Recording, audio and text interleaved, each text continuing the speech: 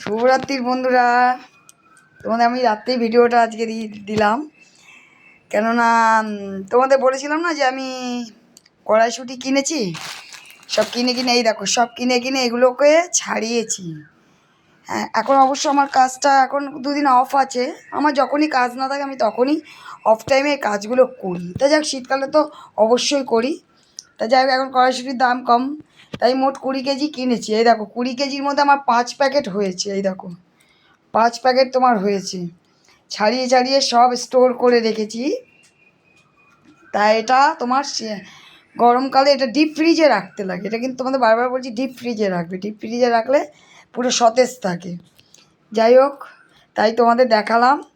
আমার কিন্তু প্রচুর ধৈর্য, কিন্তু এই সমস্ত কাজ আমি সেলাই পড়াতেও ঠিক তাই, খুব ধৈর্য ধরে করি। আমি অনেক রাত অবধি সেলাইও করি। তা যাই হোক, আজকে দেখো এই গরমে এই দেখো জানলাটা খোলা রেখেছি। এখন জানলা তা তাই তোমাদের একটু দেখালাম। এই কড়াইশুঁটি আমি এখন এই ডিপ ফ্রিজে রেখে দেবো। এটা আমরা এখন করবো না, এটা আমি শীতকালের জন্য গরমকালের জন্য এটা রেখেছি। এখন যতদিন আছে শীতকালে আমরা খাবো কিনে, কেন এখন 20 টাকা করে। তাই তোমাদের একটু দেখালাম। এই কড়াইশুঁটি এরকম তোমরা রাখবে। এই যে প্লাস্টিক এগুলো দেখছি, এই যে এগুলো চিপকানো প্লাস্টিক, এই যে এগুলো দিয়ে মানে করে ডিপ ফ্রিজে রেখে দেবে, দেখবে একদম ফ্রেশ থাকবে কড়াইশুঁটি।